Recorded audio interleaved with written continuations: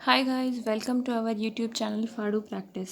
जैसा कि आप जानते हैं कि हम जो सीरीज़ कर रहे हैं एसएससी जेई मेंस कन्वेंशनल जो प्रीवियस ईयर क्वेश्चंस हैं सिविल इंजीनियरिंग के, we are discussing those questions.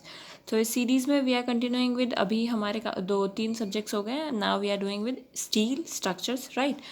इसके हमने 2009 तक के क्वेश्चंस ऑलरेडी डिस्कस कर लिए हैं। Now we are having the questions of 2010, right. आज हमारे पास दो क्वेश्चंस हैं। The first one is of 20 marks, ठीक है, this is numerical, and second one is also numerical and they are easy. ठीक है, स्टील को इतना हाइप बना के रखा है, पर अगर आप सही से पढ़ते हैं तो I think it's not too typical, right. तो चलिए इस मिथ को तोड़ते हैं कि स्टील बहुत ही अजीब क्वेश्चंस आते हैं और नहीं लोगों को आते हैं, राइट। अच्छे से ज़्यादा नहीं पढ़ाया जाता है, दीज आर द थिंग्स। सो चलिए स्टील के क्वेश्चंस स्टार्ट करते हैं, राइट। 2010 का फर्स्ट क्वेश्चन जो है, क्वेश्चन क्या कह रहा है, अ 16 mm thick plate is joined by a double cover butt joint, right. अच्छा, एक बात और गाइज यार, अगर आपने अभी तक चैनल को सब्सक्राइब नहीं किया है तो please do subscribe the channel, like our videos and share with your friends those who require civil engineering free material और those who are preparing for civil engineering exams, right, because these videos are useful for all of them. आप किसी भी civil engineering exam की preparation कर रहे हैं, these videos will be useful for you, right। तो चलिए start करते हैं। Using a 10 mm thick cover plate, the steel of main and cover plate has a permissible tensile stress provided है हमें 150 megapascal. So we have to determine the strength and efficiency of the joint per pitch of 9 centimetre. दो conditions provided है, right. So guys यहाँ पे दो conditions provided हैं, right. पहली condition है कि 20 mm diameter power driven shop rivet is used, and second one is the 20 mm diameter close tolerance and turn bolts are use. ठीक है, यहाँ पे रिवेट के लिए एक निकालना है और एक बोल्ट के लिए निकालना है, right. Strength and efficiency of the joint पर पिच ऑफ 9 सेंटीमीटर, ऑलराइट। और ये हमें permissible stresses provided है।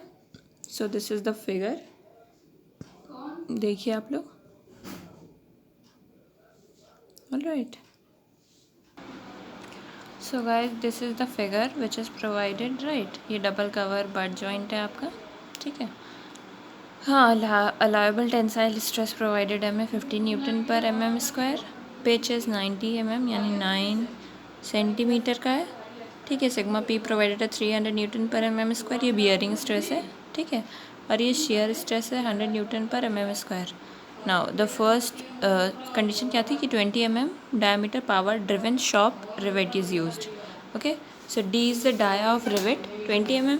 और गाइज ये पुराना क्वेश्चन है, तो आप नया वाला देखेंगे उसमें डी नॉट होल का डाया लेते हैं, ठीक है, डाया ऑफ होल। तो जिसमें इसमें 1.5 mm का हमने वो लिया है, आप 2 mm लेंगे नए कोड के अकॉर्डिंग। 2007 जो है ना IS 1 सेकेंड IS 800, ठीक है, मैंने पहले ही बोला स्टील का जो कोड है IS 800 2007 वाला हम फॉलो कर रहे हैं राइट नाउ। उसमें 2 mm प्रोवाइडेड है, ठीक। तो 2 mm का आप वो लेंगे code, sorry dia of hole के लिए जो dia of bolt rivet provided है उसमें प्लस 2 mm, ऑलराइट। नाउ क्या करना है हमें, सबसे पहले शेयरिंग स्ट्रेंथ ऑफ रिवेट निकालना है। देखो डबल शेयर में क्योंकि डबल कवर बट जॉइंट है, ठीक है ना, तो 2 टाइम्स एरिया ऑफ हमारा होल इनटू शेयरिंग स्ट्रेस जो हमें परमिसिबल प्रोवाइडेड है, ऑलराइट। तो आप देखो ये, ठीक है ना, ये यहाँ रखोगे और वैल्यूज़ पुट करोगे, दिस विल बी 22, थोड़ी ज़्यादा आएगी, राइट। तो ये वैल्यू आपकी आ जाएगी, ठीक है, 70 नियर अबाउट 72.61 किलो न्यूटन।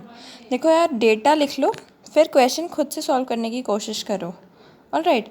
तो इससे क्या होगा कि आपकी प्रैक्टिस होती जाएगी, और आप ऐसे खाली डायरेक्ट देख देख के छापोगे तो फिर एग्ज़ाम में करने में इशू होगा ना, ओके। नाउ बियरिंग स्ट्रेंथ निकालने का फॉर्मूला क्या है, देखो ये भी एक फॉर्मूला है जो आपको याद होना चाहिए, dia of hole into thickness of main plate और सिग्मा पी इज़ परमिसिबल, यार ये बी होना चाहिए मेरे हिसाब से, सिग्मा बी कर दो ना इसको, परमिसिबल बियरिंग स्ट्रेस। तो आपके लिए नोटेशन अच्छा रहेगा, याद रहेगा, समझ आएगा, राइट। ये कैलकुलेट करा 103.2 किलो न्यूटन आ गया। Now tearing strength of plate पर पिच लेंथ, ठीक है, ये क्या है, देखो P minus D naught P क्या हमें पिच लेंथ जो प्रोवाइडेड है minus dia of hole into thickness into allowable tensile stress जो प्रोवाइडेड है। तो हमारी ये स्ट्रेंथ आ गई 164.4 kilo newton. Now strength of joint निकालना है, तो सबसे पहले minimum of T1 T2 T3 है, ये तो आपको पता ही होगा, बोल्ट वाले क्या कहते हैं मिनिमम ऑफ दीज थ्री ना, तो कौन सी वाली होगी हमारी 72.61 किलो न्यूटन होगी। ऑल राइट, नाउ चलिए देखते हैं क्या करना है फिर।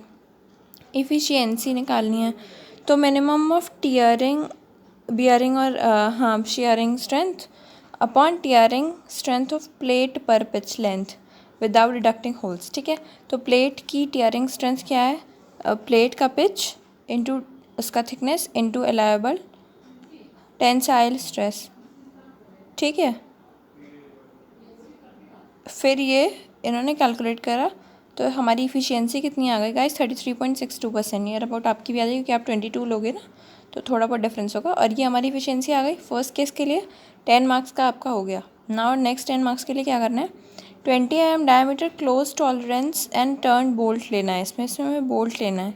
ठीक है, तो गाइस देखो strength of bolt in double shear, the same चीज़ आपको करनी है, स्ट्रेंथ ऑफ बोल्ट निकालना है। यार यहाँ पे एक चीज़ क्या करी हुई है इन्होंने, डाया ऑफ बोल्ट ही लिया है, डाया ऑफ होल नहीं कंसिडर किया है।